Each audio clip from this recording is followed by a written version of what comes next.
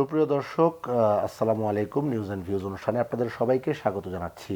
আমি সিকান্দার রেমান। মূলত ভারতের ত্রিপুরা রাজ্যের রাজধানী আগরতলায় বাংলাদেশের সহকারী হাইকমিশনে হামলার প্রতিবাদে পুরো বাংলাদেশ আজ প্রতিবাদ জানিয়েছে।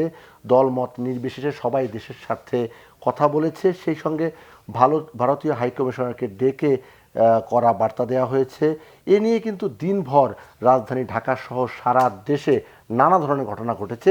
আন্তর্জাতিক অঙ্গনেও এ বিষয়ে প্রভাব পড়েছে। আজ আমরা কথা বলবো এই বিষয়টি নিয়ে। দুজন অতিথি আমাদের সঙ্গে যুক্ত হয়েছেন, আমি পরিচয় করিয়ে দিচ্ছি। আমাদের সঙ্গে রয়েছেন আমার বাদিকে আন্তর্জাতিক বিশ্লেষক অধ্যাপক এম শাহিদুজ্জামান, আরও রয়েছেন এবি পার্টির সদস্য সচিব মুজিবুর রহমান মঞ্জু। আমরা দুজনকেই স্বাগত জানাচ্ছি। আলোচনা শুরু করতে চাই অধ্যাপক এম শাহিদুজ্জামান আপনাকে দিয়ে। এই যে একটা আচরণ 5 তারিখের পর থেকে আমরা লক্ষ্য করছি, বাংলাদেশের প্রতি ভারতের একটা বিমাতা সুলভ বা বৈরী আচরণ, বৈরী তাদের যে ধ্যান ধারণা, সেগুলো কিন্তু প্রকাশ পাচ্ছে। বিশেষ করে গণমাধ্যমেও আমরা দেখছি বাংলাদেশ বিরোধী নানা ধরনের প্রচারণা। আপনি দীর্ঘদিন আন্তর্জাতিক অঙ্গনের দিকে নজর রাখছেন, এই মুহূর্তে বাংলাদেশের করণীয়টা কি? ধন্যবাদ। দেখেন, আমি তো এই বিষয়ে অধ্যাপনা করে আসছি দীর্ঘ সময়, এবং আমাদের ইন্টারন্যাশনাল সিকিউরিটি সাবজেক্টে একটা খুব গুরুত্বপূর্ণ বিষয় হচ্ছে ক্রাইসিস ডিসিশন মেকিং। সেখানে আমরা যদি ওই থিওরিটিক্যাল ফ্রেমওয়ার্কে দেখি, এই বিষয়টা আমরা বুঝতে পারি। আমরা তো এটা নিয়ে প্রচুর আলোচনা হয়েছে গত কয়েকদিনে, এবং অনেক কিছুই রিপিট করা হচ্ছে কথার মধ্যে, যে আমরা কীভাবে রিয়্যাক্ট করব, আমাদের পাল্টা জবাব দিতে হবে। তবে আমি যদি নতুন কিছু বলতে হয়, আমি এভাবে বলবো। দেখেন, সবচেয়ে গুরুত্বপূর্ণ প্লেয়ার যে কিনা ভারতের পররাষ্ট্রনীতিকে এবং ভারতের আচরণকে বহির্বিশ্বে অত্যন্ত ক্ষতিকরভাবে প্রভাবিত করেছে, সে আর কেউ না, ভারতের নিরাপত্তা উপদেষ্টা অজিত ডোভাল। আমরা অনেকে জানেন যে এই যে কয়েক মাস আগেই কানাডার সাথে ভারতের যে ন্যাক্কারজনক ঘটনা ঘটে গেল, এটা অচিন্তনীয়। কানাডার মতো এত প্লুরালিস্ট, সহনশীল একটা সমাজ, যেখানে প্রচুর ভারতীয়রা প্রভাবশালী পজিশনে আছে, সেই দেশে ভারত সরাসরি হত্যাযজ্ঞ চালালো এক ব্যক্তির, যে কিনা ভারতের বিরুদ্ধচারণ করেছে। এবং এর পেছনে ছিল এই অজিত ডোভাল।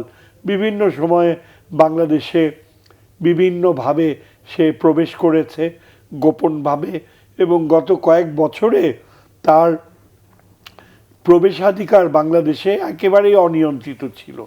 আমি আশা করি যে এই ব্যক্তি যেন বাংলাদেশে এখন একেবারে পার্সোনা নন গ্রাটা ওপেনলি ডিক্লেয়ার্ড হয়, এবং আমি আশা করব যে সে কোনো দিন যেন বাংলাদেশে আর প্রবেশ করতে না পারে। এবং আরেকটা উদ্যোগ নেওয়া উচিত, যেখানে আমরা ব্যর্থ হয়েছি। পররাষ্ট্র মন্ত্রক এই বিষয়ে অনেক স্লো ছিল। সেটা হচ্ছে যে এই অজিত ডোভালকে আমরা নিরাপত্তা পরিষদে না হলেও জাতিসংঘের বিভিন্ন যে পাওয়ারফুল স্টেটস, কানাডার সাথে আমেরিকা, মার্কিন যুক্তরাষ্ট্র একমত, ইউরোপিয়ান অ্যালাইজরাও একমত হবে যে আজিত একটা প্রস্তাব দেওয়া উচিত যে এই অজিত ডোভালকে একজন আন্তর্জাতিক সন্ত্রাসী ঘোষণা করা হোক। কেননা এইরকম এক্সাম্পল তো মার্কিন যুক্তরাষ্ট্র প্রচুর করছে, যে ইরানের বা মধ্যপ্রাচ্যের, এমনকি আমরা দেখতে পেয়েছি পাকিস্তানেরও ইন্ডিভিজুয়ালসদেরকে আন্তর্জাতিক সন্ত্রাসী।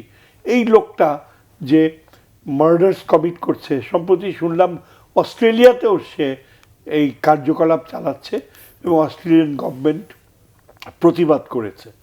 আরেকটা বিষয়ে আমাদের যে দুর্বলতা পররাষ্ট্র মন্ত্রকের, যেটা আমাদের ওভারকাম করা উচিত। আমি ঘটনা প্রবাহের ভিত্তিতে আমি বলছি যে গতকাল আমাদের পররাষ্ট্র উপদেষ্টা তিনি বিদেশি সব কূটনীতিককে আহ্বান ডেকে এনেছেন রাষ্ট্রীয় অতিথি ভবনে, এবং এখানে ফর্মালি তিনি অনেক আগেই ঘোষণা দিয়েছেন যে তাদেরকে ব্রিফ করা হবে যে বাংলাদেশের বিরুদ্ধে ভারতে কিভাবে অপপ্রচার চলছে। এবং অত্যন্ত আশ্চর্যজনক বিষয়, যা কিনা আমার পরিচিত অনেক বাংলাদেশি কূটনীতিকদেরকেও শক করেছে। মানে তারা খুবই আশ্চর্য হয়েছে। এরা সবাই চলে আসলো, গুরুত্বপূর্ণ রাষ্ট্রদূতরা আসলো, কিন্তু উনি বসে তাদের প্রতি যে প্রথম কূটনীতিক নিয়মে তাদের ধন্যবাদ জানাতে হয় এত শিগগির শর্ট নোটিসে আসার জন্য, তারপর তিনি উপস্থাপন করবেন যে কেন তাদেরকে ডাকা হয়েছে, কি গুরুত্বপূর্ণ এমন ছিল জাতীয় স্বার্থে, তার কোনো কিছুই তিনি করলেন না। যখন টেলিভিশনের পর্দায় দেখা গেল যে তিনি বাংলায় কথা বলছেন, এবং কূটনীতিকদের মুখের এক্সপ্রেশন দেখে মনে হলো তারা হা করে তাকিয়ে আছে। এটা আমার কাছে অবিশ্বাস্য মনে হয়েছে। সেখানে চায়নার রাষ্ট্রদূত, পাকিস্তানের রাষ্ট্রদূত, ইউরোপিয়ান ইউনিয়নের রাষ্ট্রদূত, মার্কিন সিনিয়র কূটনীতিক, অনেক দেশেরই প্রায় কূটনীতিক, এবং এটা কিভাবে সম্ভব হতে পারে একজন উপদেষ্টার এই ধরনের আচরণ? তিনি পাশে দাঁড়ানো বাংলাদেশি সাংবাদিক, তাদের সাথে কথা বলা শুরু করলেন, এবং সারাটা সময় তিনি বাংলায় কথা বললেন, এবং এমন ভাষা মাঝে মাঝে তিনি বাংলায় ব্যবহার করলেন যে বেশিরভাগই বোধগম্য ছিল না। যেমন একটা শব্দ আমার এখন মনে পড়ে, যে উত্তেজনা সৃষ্টি করার মতো প্রচুর প্রচুর মাল মশলা ছিল। চিন্তা করেন, আপনি বিদেশি কূটনীতিকদের সামনে এ ধরনের শব্দ ব্যবহার করবেন? আমাদের তো যোগ্য মানুষের অভাব নাই। এই পদে, এত গুরুত্বপূর্ণ একটা পদে আমাদের প্রধান উপদেষ্টা নিশ্চয়ই একজন যোগ্য মানুষকে বসাতে পারতেন, যিনি ভাষার জানেন, ইতিহাস জানেন। কিন্তু কূটনীতিক হিসেবে এমন একজনকে কেন প্রেরণ করা হয় যে এই ঘটনার গুরুত্ব অনুধাবন করতে পারে না? কেন এটা বাংলাদেশে যে কত বড় ক্ষতি হয়?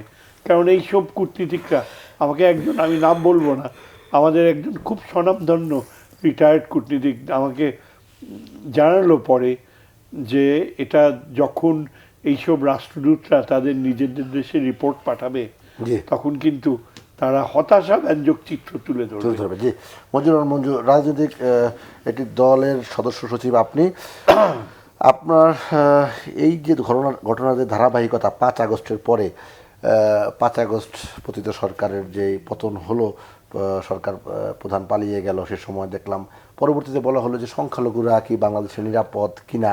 পূজা আমরা দেখলাম সব জায়গায় একেবারে শান্তিপূর্ণভাবে পূজা উদযাপিত হলো, এবং বিভিন্ন ধর্মীয় প্রতিষ্ঠানের, মানে আমি বলছি মুসলিম ধর্মের অনেক নেতারাও কিন্তু দেখেছি পূজা মণ্ডপগুলো পাহারা দিয়েছে। এরপরে কিন্তু ধারাবাহিকভাবে একটি একটা ঘটনা, সবচেয়ে চিন্ময়ের একটি ঘটনা আপনি দেখছেন। এগুলো কি পরিকল্পিতভাবে বাংলাদেশকে অশান্ত করার কোনো পরিকল্পনা কিনা? ধন্যবাদ আপনাকে, আপনার মাধ্যমে প্রফেসর শাহেদ এবং আদার্স আপনার দর্শকদেরকে। দেখেন, ভারত আমাদের ব্যাপারে যে বৈরী আচরণের কথা আপনি বলেছেন এবং পরিকল্পনা কিনা, এটা তো আমরা প্রায় সময় দেখেছি। যে দেখেন, এই কিছুদিন আগেই আমাদের এখানে যখন একটা ভোট হলো, যে ভোটটাতে আমরা কেউ পার্টিসিপেট করি নাই, এবং সেটা একটা ডামি ভোট হলো। এর আগের বার হয়েছে রাতের বেলায় ভোট। তখন ভারতীয়রা কি বললেন? ভারত রাষ্ট্র বললেন যে এটা বাংলাদেশের আভ্যন্তরীণ ব্যাপার। তো চিন্ময়ের গ্রেফতার বাংলাদেশের কি আভ্যন্তরীণ ব্যাপার না? তাহলে বোঝা যাচ্ছে যে ভারতের নীতিটা বাংলাদেশের ব্যাপারে খুবই নির্লজ্জ, এবং এটা তাদের কোনো এখন আর রাগ ঢাক নাই। আর যেটা আপনি বলেছেন ষড়যন্ত্র কিনা, আমরা তো ষড়যন্ত্রের যেহেতু তথ্য প্রমাণ না থাকলে তো বলা যায় না, কিন্তু কিছু আভাস আমরা যেটা পাই আর কি। দেখেন, চিন্ময়কে গ্রেফতার করার পরে ইসকনের পক্ষ থেকে একটা বিবৃতি দেওয়া হলো যে তারা, ইসকনের টুইটারে বলা হলো যে তারা ভারত সরকারের সাহায্য চায়, এ ব্যাপারে ইন্টারভেনশন চায়। এরপরে আমরা দেখলাম যে ভারত সরকার বিবৃতি দিয়ে বসলো সরাসরি। আমাদের এখানে একজন ক্রিমিনাল অ্যারেস্ট হয়েছে, ওনার ক্রিমিনাল অফেন্স কি, ওনার বিরুদ্ধে আইনগত কি ব্যবস্থা হবে সেটা যাচাই বাছাই না করে দেখা গেলো যে তার গ্রেফতারের প্রতিবাদ জানানো হলো, এবং তাকে কেন জামিন দেওয়া হলো না সেটা নিয়ে তারা উষ্মা প্রকাশ করলো। এর 2 দিন পরে আমরা দেখছি ইসকন বলছে যে সে ইসকনের সদস্য না। ইভেন ইসকনই বলছে যে সে একজন অপরাধী এবং তার বিরুদ্ধে অনেক অভিযোগ আছে, বহিষ্কার করা হয়েছে তাকে। তাহলে আমরা এখানে কি দেখতে পাচ্ছি? এরকম একটা কন্ট্রোভার্সিয়াল ফিগারের ব্যাপারে ভারত গভর্নমেন্টের পররাষ্ট্রমন্ত্রীরা কথা বলছেন। কখন বলছেন? যখন বাংলাদেশে একটা সেন্সিটিভ ইস্যু, আমরা উষ্মা প্রকাশ করছি যে আমাদের এখানকার যারা গণহত্যাকারী, লুটপাটকারী, লুণ্ঠনকারীরা ভারতে আশ্রয় নিয়েছে এবং সেখান থেকে প্রতিনিয়ত তারা এক ধরনের থ্রেটেনিং করছে যে মিছিল করার জন্য, নানাভাবে কখনো বলছে ট্রাম্পের ছবি নিয়ে রাস্তায় নেমে আসার জন্য, কখনো বলছে যে এই মানে সংখ্যালঘু ইস্যুটাকে মানে আরও বেশি এক্সপেডাইট করার জন্য। তো এখন ধরেন বিষয়টা হচ্ছে যে এই যে ষড়যন্ত্র করছে কি করছে না সেটার তথ্য প্রমাণ আমাদের হাতে নাই, কিন্তু আপনি দেখেন বাংলাদেশের প্রত্যেকটা মানুষ এই যে ডিসক্রিমিনেশন, এই যে তার নানা একের পর এক তার প্রতারণা আমার দেশের ব্যাপারে, আমার দেশের অভ্যন্তরীণ ব্যাপারে, যেমন আপনি বলেছেন যে মিডিয়ায় প্রচার করছে যে বাংলাদেশে নাকি প্রচুর পরিমাণে আপনার সংখ্যালঘুরা নির্যাতনের শিকার হচ্ছে। এখন আমাদের দেশে তো বিভিন্ন দেশের কূটনীতিকরা আছে, তাই না? এখানে হিউম্যান রাইটস অর্গানাইজেশন আছে, এখানে ইন্টারন্যাশনাল মিডিয়া আছে, কই বলেন বিবিসি বলেন, ভয়েস অফ আমেরিকা বলেন, অন্যান্য যে সমস্ত নিউজ এজেন্সিগুলো আছে এখানে, তারা কি কোনো রিপোর্টে এটা সত্যতা পেয়েছে? ইভেন দো আমাদের এখানে যে সংখ্যালঘুদের রাইটসের যে সমস্ত ক্রেডিবল অর্গানাইজেশনগুলো আছে, আমি বলছি না ইসকন তো এটা কোনো হিউম্যান রাইটস অর্গানাইজেশনও না, এটা কোনো পলিটিক্যাল অর্গানাইজেশন না, এটার কোনো ইয়া নাই, কিন্তু অন্যান্য যে সমস্ত সময় আমরা দেখি যে মানবাধিকার সংগঠনগুলো যে রিপোর্টগুলো দেয়, সেখানে তো আপনি এই ধরনের কোনো তথ্য নাই। এবং আমরা তো দেখতেই পাচ্ছি এত বড় একটা রায়ট হয়েছে। হ্যাঁ, এটা সত্য, ডক্টর ইউনূস বলেছেন যে আমাদের এখানে একটা হিউজ মানে ব্লাডশেড হয়েছে, একটা চেঞ্জ হয়েছে, একটা গণ অভ্যুত্থান হয়েছে। গণ অভ্যুত্থানে যারা এতদিন আমাদের উপরে নিপীড়ন চালিয়েছেন, গণহত্যা চালিয়েছেন, আমাদের উপরে জোর জবরদস্তি চালিয়ে এখানে একটা মানে এটাকে একটা দোজকখানা বানিয়ে রেখেছেন, সেই লোকদের ব্যাপারে পিপল একটা রিভেঞ্জফুল ছিল। বাট এটা কিন্তু কোনো হিন্দু হিসেবে বা মুসলমান হিসাবে না। যদি আপনি ধর্ম হিসাবে ধরেন তাহলে তো মুসলমান লোকেরা বেশি আক্রান্ত হয়েছে। তো এই জায়গায় আমরা অত্যন্ত স্পষ্ট করে বলছি। এবং আপনার চিন্ময়ের গ্রেফতারের সময় সেখানে যে আইনজীবীকে যেভাবে নির্মমভাবে হত্যা করা হলো, এই যে মুসলমানরা কিংবা বাঙালিরা যে কতটা ধৈর্যশীল, সেটার প্রতিক্রিয়া তো তেমন কিছুই হয়নি। আমি তো বলি যে একটা আপনি যে ষড়যন্ত্রের ইঙ্গিতটা দিয়েছেন, একটা ষড়যন্ত্রের কথা আমরা শুনেছি যে চিন্ময়ের গ্রেফতারকে কেন্দ্র করে সারা বাংলাদেশে একটা ধর্মীয় একটা ডিভিশন ক্রিয়েট করার একটা কথা শুনেছিল। কিন্তু দেখা গেল তারা এতই উত্তেজিত ছিল যে সাইফুল ইসলাম আলিফ যে একজন প্রথিতযশা বা একজন উঠতি আইনজীবী, তাকে যে নৃশংসভাবে হত্যা করা হয়েছে, এই ঘটনাটা কিন্তু তাদের বিপক্ষে গিয়েছে ব্যাপকভাবে। এবং সবচাইতে ভয়ের ব্যাপার হচ্ছে আমরা একটা আশঙ্কায় ছিলাম যে তার পরের দিন কি হয়, কেউ না কেউ কোথায় না কি জানি ঘটে যায়। সবাই কিন্তু আপনি তো জানেন, আপনি খুব নামকরা রিপোর্টার, এখনও রিপোর্টিং করেন সম্ভবত আপনি। তাহলে দেখেন সেদিন কিন্তু সবাই উল্টো। আমাদের এইটা খুব অপরূপ একটা দৃশ্য আমরা দেখি সবসময়, যখনই দেখবেন ভারতের দাঙ্গা হয়, ভারতে উস্কানি হয়, মসজিদ ভেঙে মন্দির নির্মাণ করা হয়, বা গরু জবাইয়ের উপর নিষেধাজ্ঞা দেওয়া হয়, বা মুসলমানদেরকে পুড়িয়ে মারার কথা বলা হয়, এই ধরনের অনেক ঘটনা তো আমরা জানি। তখন আমাদের এখানে আমরা দেখি যে এখানে উল্টা ঘটনা ঘটে। এখানে মুসলমানরা সাথে সাথে বা মুসলমান হিন্দুর বিভেদটার সাথে সাথে দূর করে সবাই এক ওয়ালের মতো দাঁড়িয়ে যায়। ইভেন আমি সবসময় বলি যে বিভিন্ন জায়গায় আলেম ওলামারাও মন্দির পাহারা দেয়, যারা সবসময় এক ধরনের মানে ইসলাম ধর্মের ইসলামী জাতীয়তার প্রসঙ্গে সবসময় উচ্চকণ্ঠ থাকে।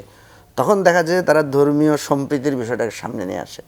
এবং আমাদের দেশে যে একটা এই হারমোনিটা লম্বা সময় ধরে আছে, এটা যতবারই থ্রেটের সম্মুখীন হয়েছে সেটা ভারতের আভ্যন্তরীণ এই উস্কানির কারণেই হয়েছে। আমাদের দেশে যে কয়েকটি, আমি বলছি না যে আমাদের দেশে হয় না, আমাদের দেশে তো মুসলমানে মারামারি হয়, মসজিদে মারামারি হয় না, মাজারে মারামারি হয় না। তো আমি কেন বলবো যে এখানে দু চারটা ঘটনা যে ঘটে না সাম্প্রদায়িক চিন্তার ভিত্তিতে, এটা আমি একদম অস্বীকার করতে পারি না। কিন্তু কথা হচ্ছে সেটার রেটটা কতটুকু, যতটুকু আপনার মুসলমানদের শিয়া সুন্নি বা নানা বিভেদ নানা তরিকা নিয়ে হয়, সেই তুলনায় তো কিছুই হয় না। কিন্তু আমরা এটা মানে তুলনা করছি না। যারা আমাদের দিকে আঙ্গুল তুলছেন তাদের দেশে আপনি দলিত সম্প্রদায়ের অবস্থা কি সেখানে বলেন? আপনি সেখানে যে মণিপুরের পরিস্থিতিটা কি, সেখানে কাশ্মীরে কি হচ্ছে, তো আমরা তো এই বিষয়গুলো নিয়ে কথা তুলতে চাই না, কারণ এটা তাদের আভ্যন্তরীণ ব্যাপার, ঠিক আছে, তারা যেভাবে বলে।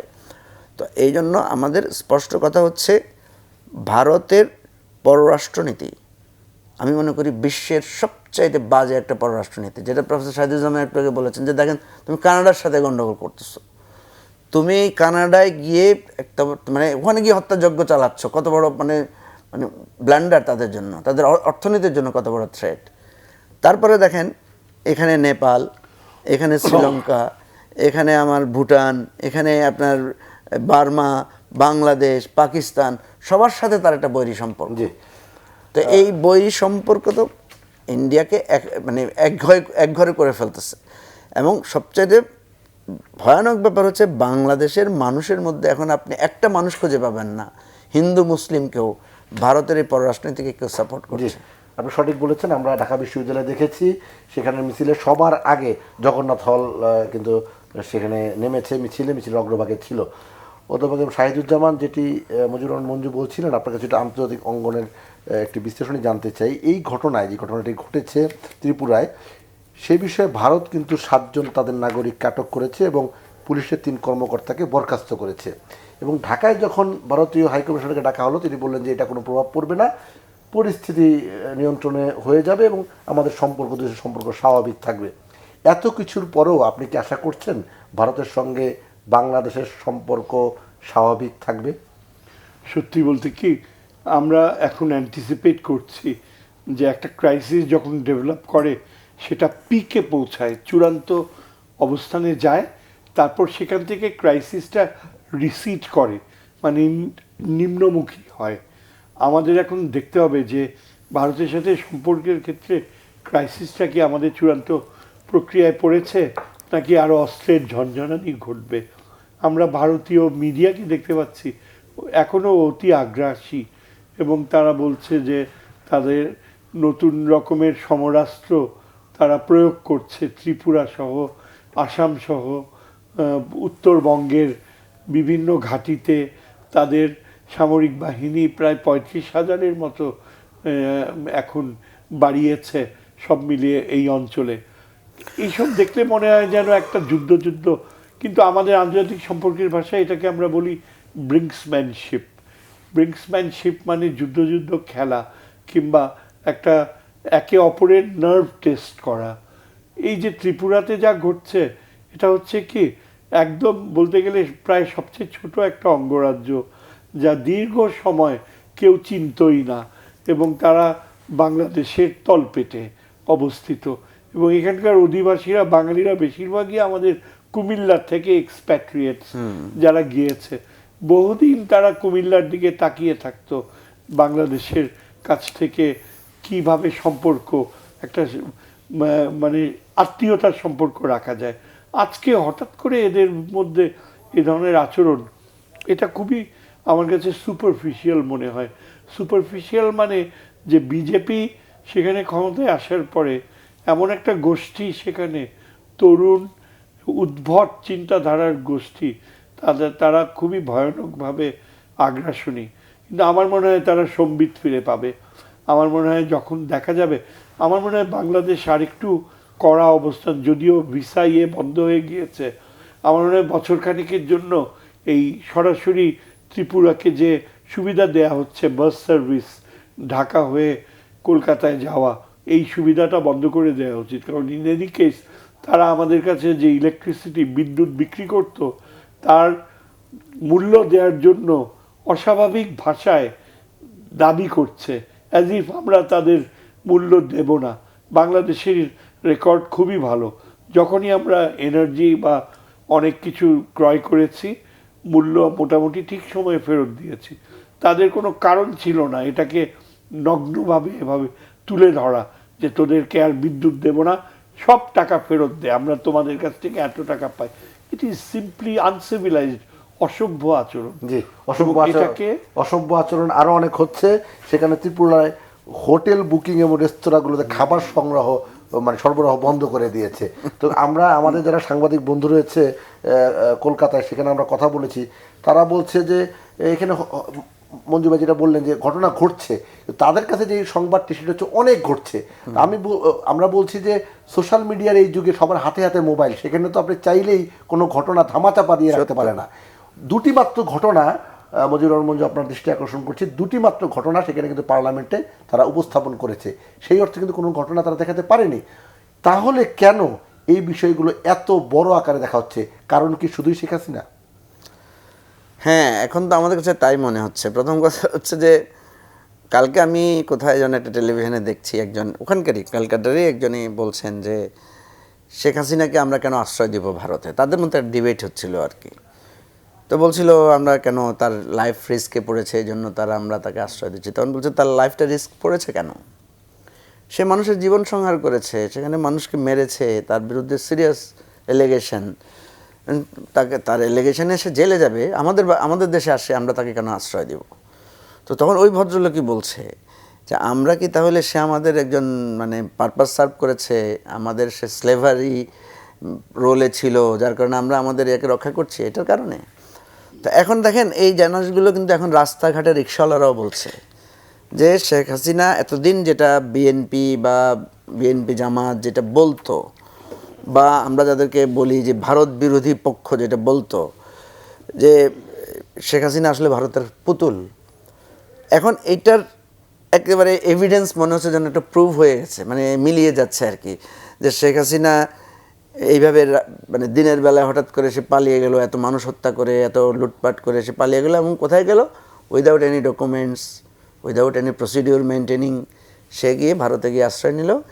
এবং তাদের দেশে তাকে, ওই যে অজিত দোভালের কথা বলেছে, আমি শুনেছি যে অজিত দোভালই তাকে রিসিভ করেছে, মেবি রাইট অর রং আমি জানি না। তো এখন কথাটা দেখেন যে ভারত আমার দেশে আভ্যন্তরীণ বিষয়টাকে নিয়ে সে এত বড় একটা আন্তর্জাতিক পরিস্থিতি, এত বড় একটা গণ অভ্যুত্থানের মতো হয়েছে সারা পৃথিবীতে, যেখানে আপনি দেখেছেন তো যে পাকিস্তানে পর্যন্ত বাংলাদেশের পতাকা নিয়ে এখন মিছিল করছে তারা, কারণ বাংলাদেশের এই বিপ্লবকে সবাই ধারণ করছে।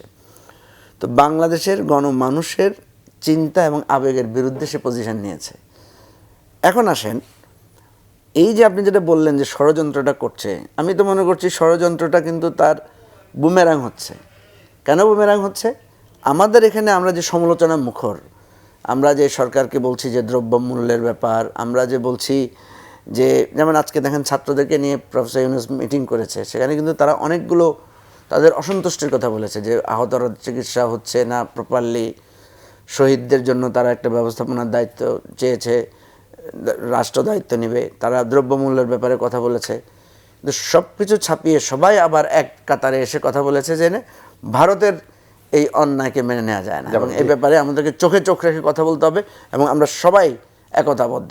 জি, আপনাদের সঙ্গে রাজনীতিবিদদের সঙ্গে আমাদের সাথে আগামীকাল মিটিং দেওয়া হয়েছে, আমরা অবশ্যই যাব, এবং আজকেও আমরা মিছিল করেছি রাজপথে। এই বিষয়ে আসবো আমরা একটা বিরতির পর। সুপ্রিয় দর্শক, আপনারা দেখছেন নিউজ অ্যান্ড ভিউজ, আশা করি আমাদের সঙ্গে থাকবেন।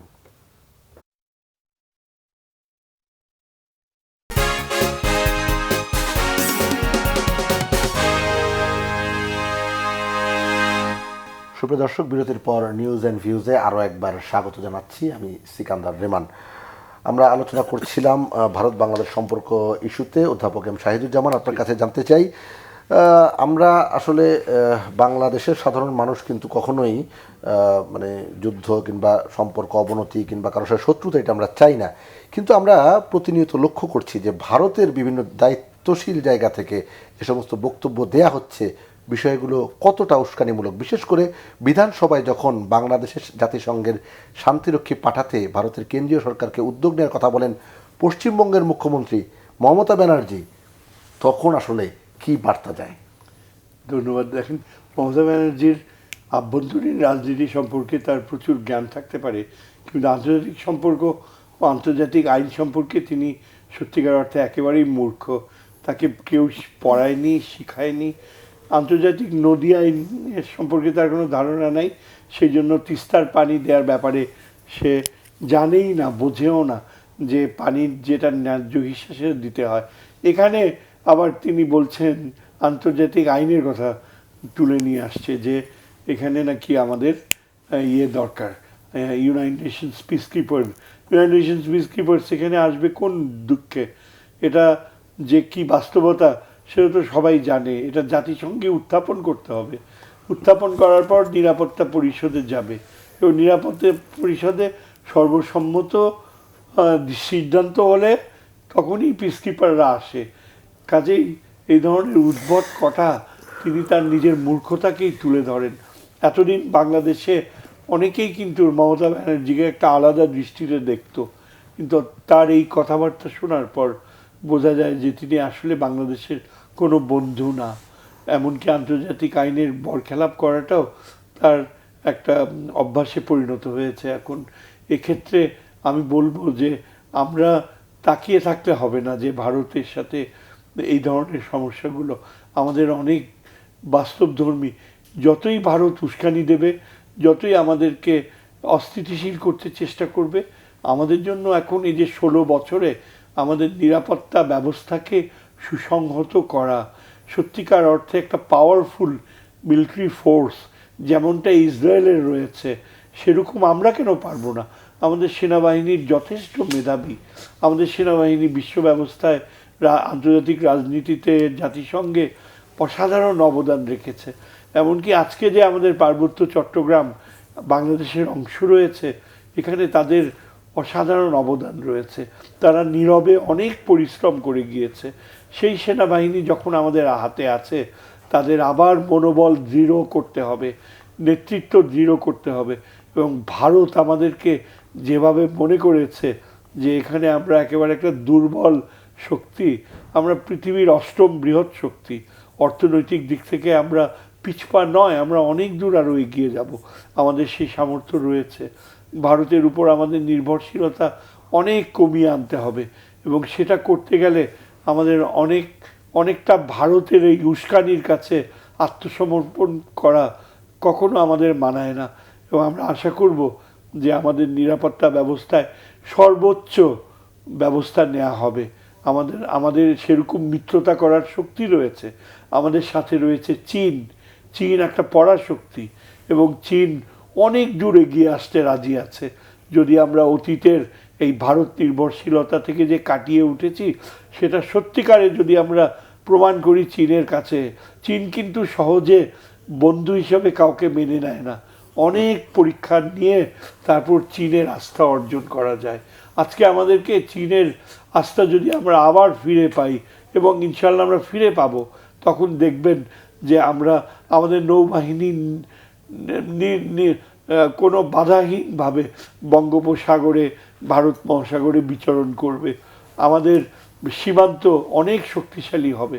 এমনকি আমরা এমনও করতে পারবো যে ভবিষ্যতে যদি রাষ্ট্র ধারণায় সীমান্ত বৃদ্ধি করার সম্ভাবনা দেখা দেয়, তখন আমরা আশা করব যে বাংলাদেশকে যেভাবে ডিপ্রাইভ করা হয়েছে 47 সালে, আমরা যেভাবে আরাকানকে হারিয়েছি, আমরা উত্তর পূর্ব ভারতকে হারিয়েছি, সেগুলো যে মানচিত্রে পরিবর্তন হবে না কেউ বলতে পারে না। জি, যেগুলো আসলে গত কয়েকদিন ধরে কিন্তু মুজিবুর রহমান আপনি খেয়াল করেছেন যে সোশ্যাল মিডিয়ায় আলোচনাগুলি হচ্ছে, যিনি শাহিদুজ্জামান বললেন সোশ্যাল মিডিয়ায় হচ্ছে আলোচনাগুলি, আজকে তিনি টকশো টেবিলেও নিয়ে আসলেন। আপনি বলছিলেন যে রাজনৈতিক দল হিসেবে আপনারা প্রতিবাদ করেছেন, বিএনপিও আমরা দেখেছি প্রতিবাদ করেছে, অনেক রাজনৈতিক দল কিন্তু এর প্রতিবাদে প্রায় সব দলই আজকে সব আমরা দলই রাজপথে আপনারা ছিলাম। করেছেন। জাতীয় ঐক্যের জন্য সংলাপের আহ্বান করছেন এবং আজ বুধবার আপনারা যাবেন, সব রাজনৈতিক দল যাবে, বৃহস্পতিবার ইসলামী সংগঠনগুলোর সাথে সংলাপ হবে। মূলত কোন কোন বিষয়ের উপর আলোচনায় আপনারা জোর দিবেন? আমি যে কথাগুলো চিন্তা করেছি, আমি আপনার মাধ্যমেই বলছি, কালকে হয়তো আবার বলবো। প্রথম কথা হচ্ছে যে ষড়যন্ত্রটা বোঝার কারণে আমাদেরকে কিছু প্রিকশন আমাদের নেওয়া উচিত। প্রথম হচ্ছে যে আমি মনে করি প্রত্যেক মসজিদ এবং মন্দির যে কমিটিগুলো আছে তাদের উচিত যে একটা সিসিটিভি নিজেদের ব্যবস্থাপনা, কারণ প্রত্যেকেরই ফান্ড আছে নিজস্ব, না থাকলে লোকাল অ্যাডমিনিস্ট্রেশনের সাহায্য নেওয়া যেতে পারে বা কমিউনিটিকেও অ্যাপ্রোচ করা যেতে পারে। এগুলো সিসিটিভির আওতায় আনা উচিত। কারণ আমরা শুনতে পাচ্ছি এখানে একটা কমিউনাল ক্ল্যাশ লাগানোর জন্য এখানে এক ধরনের ভাঙচুর, জ্বালাও পোড়াও, পাল্টাপাল্টি হতে পারে। এটা একটা নেয়ার কথা বলবো, যাতে ষড়যন্ত্র করে কেউ এটা করতে না পারে। অতীতে আমরা দেখেছি যে পাঞ্জাবি পায়জামা পরে গিয়ে আপনার মন্দিরে আগুন দেওয়া হয়েছে, মন্দির ভাঙচুর করা হয়েছে। এটা যেমন আপনি কুমিল্লার ঘটনা তো জানেন যে কে গিয়ে একটা মানে দুর্গার প্রতিমার পায়ের কাছে কোরআন শরীফ রেখে আসছে। এটা তো কোনো ধর্মপ্রাণ কেউ করতে পারে না, কারণ না হিন্দু না মুসলিম, কোনো ধর্মপ্রাণী কেউ এটা করতে পারে না। এটা একটা স্পষ্ট ষড়যন্ত্র। তো এই ধরনের ষড়যন্ত্র হতে পারে, এগুলোর ব্যাপারে সতর্ক থাকা। লোকাল কমিটি করা দরকার, অল ফেইথ গ্রুপ মিলে, যাতে নিজেদের মধ্যকার সংহতিটা, নিজেদের ইয়েগুলো থাকে, যাতে কোনো ধরনের ক্লেশ কেউ উস্কানি দিতে না পারে। একটা প্রস্তাবনা আমি আপনার মাধ্যমে বলতে চাই, সেটা হচ্ছে আমরা আগামী যে কোনো দিন হতে পারে, সেটা পরশু তারপরের দিন, বাংলাদেশের প্রত্যেক পেশার, প্রত্যেক দলের, প্রত্যেক গোত্রের, প্রত্যেক ধর্মের সবাই মিলে আমরা একটা মানববন্ধন করতে পারি। সেখানে রাজনৈতিক দলের লোকেরা থাকবে, সেখানে ছাত্ররা থাকবে, সেখানে পেশাজীবীরা থাকবে, ইভেন পুলিশ থাকবে, ইভেন আর্মি থাকবে, ইভেন আমি মনে করি সিকিউরিটি গার্ডরা থাকবে, রিক্সাওয়ালারা থাকবে। এটা আমরা শো করতে চাই যে তোমরা যত ষড়যন্ত্র করো, বাংলাদেশের মানুষ তোমাদের ষড়যন্ত্র ধরে ফেলেছে, বুঝে ফেলেছে। তোমরা যে এত নোংর হইতে পারো সেটা আমরা বুঝতে পেরেছি। সো আমরা উই আর অল ইউনাইটেড। এই ধরনের একটা প্রতিবাদ আমি প্রস্তাব করব কালকে চিফ অ্যাডভাইজারকে, যে এটা করার জন্য, এটা উদ্যোগ নেওয়ার জন্য। 2 নম্বর কথা হচ্ছে যে আপনি দেখেন, তারা বলছে এখানে শান্তিরক্ষী পাঠানোর জন্য, মমতার কথা যেটা প্রফেসর শাহিদুজ্জামান বললেন। আচ্ছা, বাংলাদেশে যে ধরেন 14 জুলাই থেকে 5 আগস্ট পর্যন্ত এত রক্তারক্তির ঘটনা ঘটলো, ইন্টারনেট বন্ধ করে দেওয়া হলো, হেলিকপ্টার থেকে গুলি করে মারা হলো, তখন মমতা ব্যানার্জি কোথায় ছিলেন? তখন ভারতের কংগ্রেস, ভারতের এই যে বিজেপি, ভারতের এই বিশ্ব হিন্দু সভা, RSS, এরা কোথায় ছিল? তখন তারা শান্তি রক্ষার কথা বলে নাই কেন? এই যে আপনার খেয়াল আছে, ঢাকা চট্টগ্রাম রোডের এখানে হেলিকপ্টার থেকে গুলি করে একটা হিন্দু বাচ্চা মেয়ে একটা কোলের মধ্যে রিয়া গোপ মারা গেছে। তখন এই কমিউনিটি ফিলিংসটা আসে নাই কেন? কারণ তখন আওয়ামী লীগ ক্ষমতায় ছিল। এই কথাগুলো আমাদেরকে আঙ্গুল দিয়ে আমি মনে করি ভারতের মাথায় পচন ধরেছে। ভারতের পররাষ্ট্রনীতি যারা চালায়, ভারতের ডিপ্লোমেট যারা, এদের সবাইকে বরখাস্ত করা উচিত। বিশ্বাস করেন, আমি তো আহ্বান করছি ভারতের নাগরিকদেরকে যে আপনারা রাস্তায় নামেন। আপনাদের দেশটার ইজ্জত সম্মান নষ্ট করতেছে আপনাদের ডিপ্লোমেটরা, আপনাদের এই সমস্ত সাউথ ব্লকের লোকেরা। এদেরকে ধরেন আপনারা, এদেরকে এক একটা কান ধরে উঠবস করান আপনার দেশের এই সমস্ত অথর্ব আপনার ডিপ্লোমেটদেরকে, যারা পররাষ্ট্রনীতির সাধারণ নর্মস পর্যন্ত জানে না। তার দেশটাকে অপমান অপদস্থ করে ফেলতেছে বিশ্ব দরবারে। ভারতের মিডিয়া একেবারে নিকৃষ্ট পর্যায়ে নেমে আসছে। এই মিডিয়ার কোনো ক্রেডিবিলিটি থাকবে বলেন? একটা প্রমাণ দিতে পারো না, একটা ভিডিও ফুটেজ দেখাইতে পারো না। আজকে আমাদের প্রত্যেক ভিডিও ফুটেজে দেখেন আগরতলায় যে হামলা হয়েছে, পতাকা পোড়াই দিচ্ছে, আমাদের ওখানে যে মারতেছে, এগুলো ছবি আমাদের কাছে আছে। কিন্তু তোমরা ছবি দেখাও না কেন?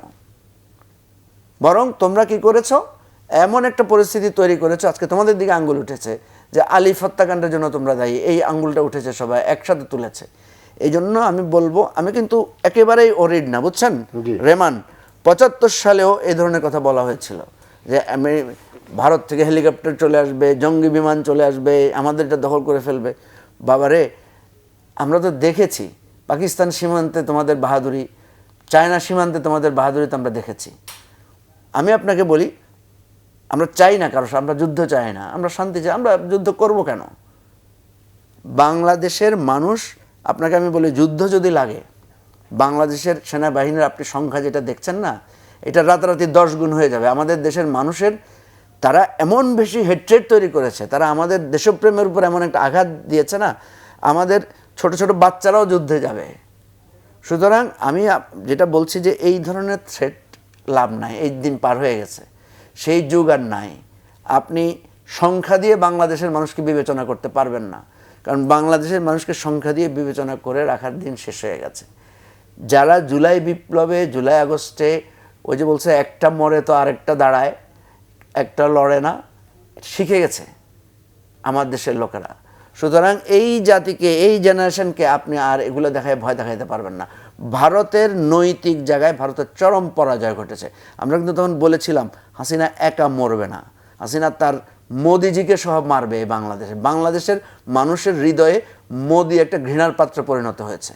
আমি দুঃখিত যে এই কথা বলতে হচ্ছে আজকে আমাকে, কারণ আমরা সবসময় বলেছি ভারত আমাদের প্রতিবেশী, আমরা প্রতিবেশীর সাথে একটা সম্মানসূচক মর্যাদা সূচক সম্পর্ক রাখতে চাই। কিন্তু আপনি ঘুরাই ফিরাই শুধু শেখ হাসিনাকেই রক্ষা করবেন, আপনি ঘুরাই ফিরাই শেখ হাসিনাকেই বাংলাদেশ মনে করবেন, ঘুরাই ফিরাই শেখ হাসিনার জন্য আপনার সব কিছু হবে, এইটা তো আপনি দিনের পর দিন চালাই যেতে পারবেন না। সুতরাং আমি মনে করি ভারতের নোংরা রাজনীতির এই আমাদের সাউথ এশিয়ার সব জায়গায় যেভাবে পাত্তাটি ঘুরাতে হয়েছে, বাংলাদেশে একেবারে সেটাকে শূন্যের কোঠায় নামিয়ে দিয়েছে এবারের এই মোদী সরকার। জি, প্রফেসর শাহিদুজ্জামান, যে প্রস্তাবনার কথা আগামীকাল আজকেই মুজিবুর রহমান মঞ্জু দেবেন, যে বললেন যে বিভিন্ন ধর্মীয় স্থাপনায় সিসিটিভি সহ নানা কিছু উনি প্রস্তাবনা রাখবেন রাজনৈতিক দল হিসেবে। ঢাকায় সন্ত্রাসী হামলার ঝুঁকি নিয়ে ভ্রমণ সতর্কতা জারি করেছে যুক্তরাজ্য। তার মানে কি এটা কি এখন কোন ঝুঁকির মধ্যে আছে?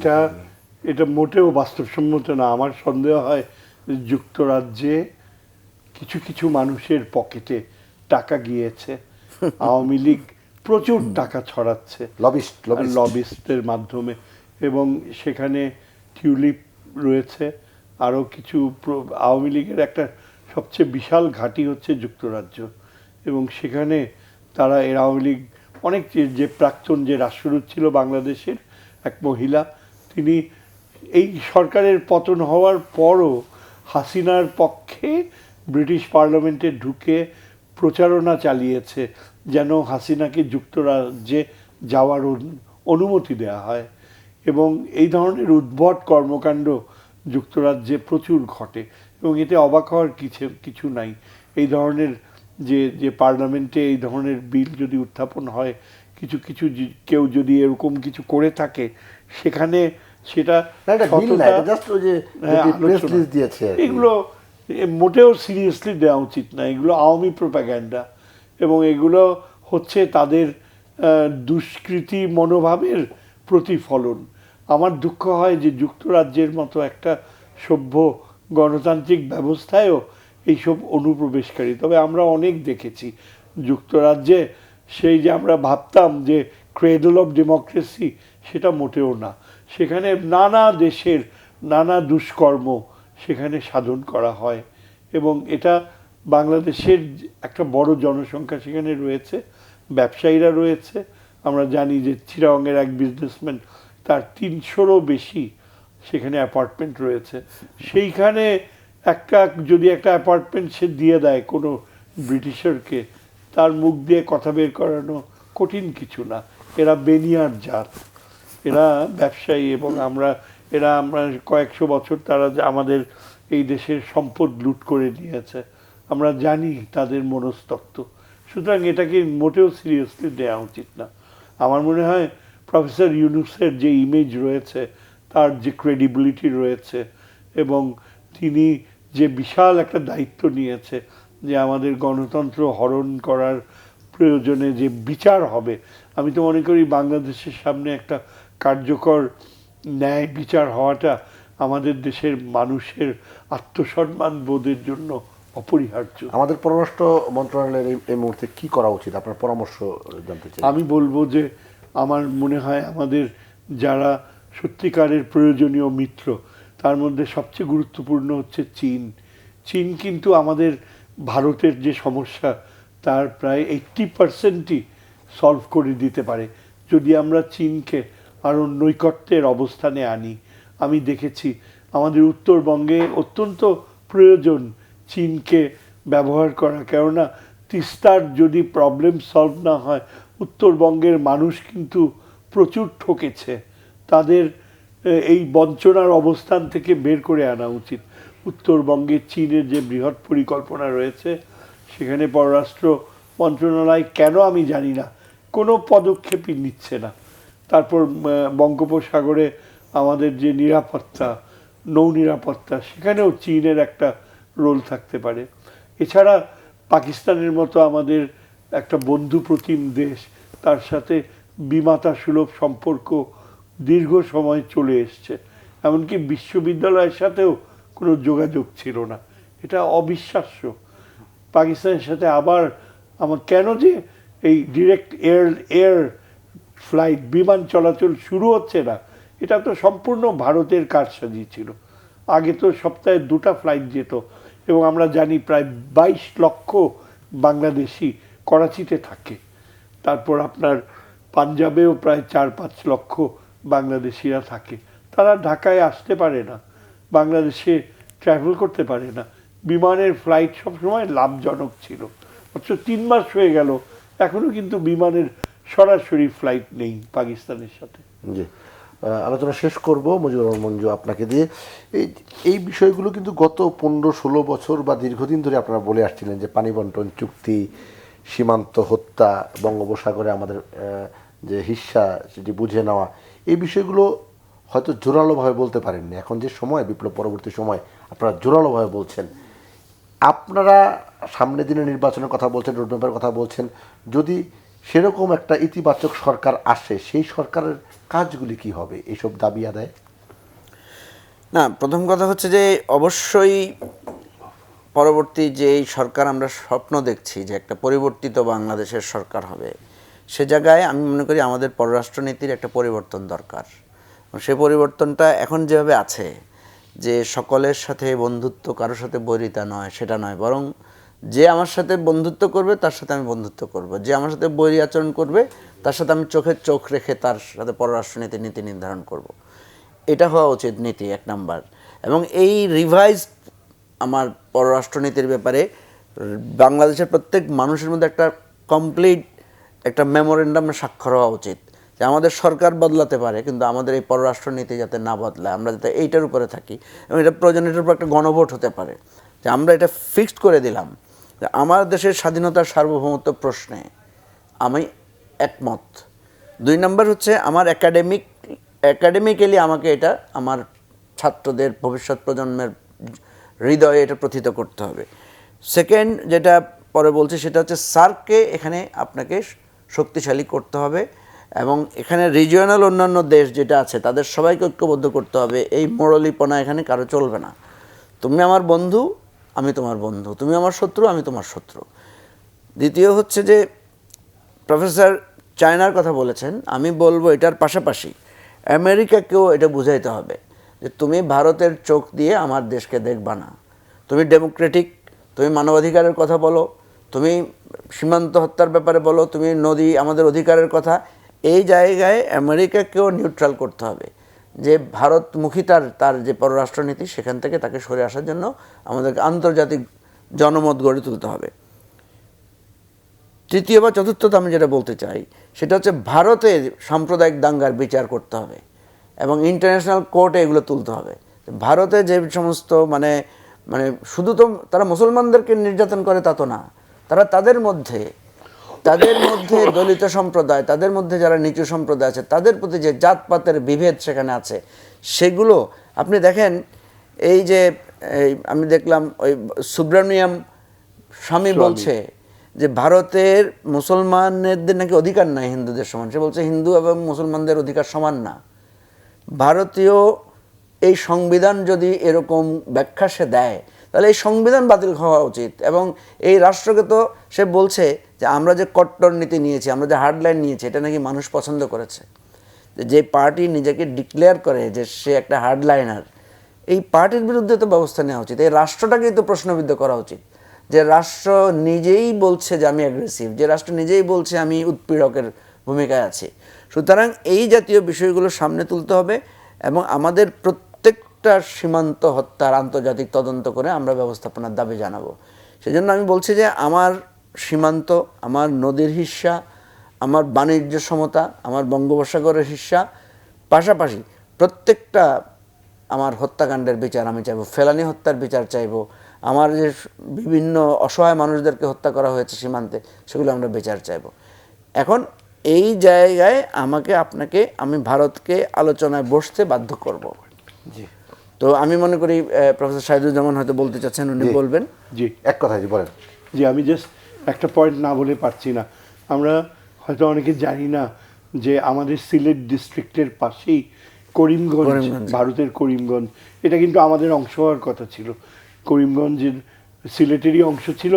সেই করিমগঞ্জ হচ্ছে মুসলমান, আসামের মুসলমান সংস্কৃতির কেন্দ্রবিন্দু এবং সেখানে অনেক ইতিহাস রয়েছে ইসলাম ধর্মের। সেই করিমগঞ্জের নাম এই মোদী সরকার চেঞ্জ করে রেখেছে শ্রীধাম। এটা অ্যাবসলিউটলি আনএক্সেপ্টেবল। এটা ভারতের ঐতিহ্য এবং মুসলিম সংস্কৃতির জন্য একটা বড় ধরনের অপমান। আমাদের এটা প্রতিবাদ করা উচিত। এটা তো আমাদেরই একটা অংশ হওয়া উচিত। নাম পরিবর্তন এটা তাদের, আমরা তো কখনো করিনি। জি, এই যে ভারতকে জানানো উচিত ইমিডিয়েটলি যে আমরা এর কড়া প্রতিবাদ করছি। তারা যে কিভাবে ইতিহাস বিকৃতি করছে এবং বাংলার ইতিহাসকে তারা বিকৃত করতে চেষ্টা করছে। অসংখ্য ধন্যবাদ অধ্যাপক এম শাহিদুজ্জামান এবং মুজিবুর রহমান মঞ্জু। আপনাকেও সুপ্রিয় দর্শক, আপনারা যারা এতক্ষণ নিউজ অ্যান্ড ভিউজ দেখছিলেন, আপনাদেরকে ধন্যবাদ ও কৃতজ্ঞতা জানিয়ে আজকের অনুষ্ঠান এখানে শেষ করছি। সবাই ভালো থাকবেন, সুস্থ থাকবেন। আল্লাহ হাফেজ।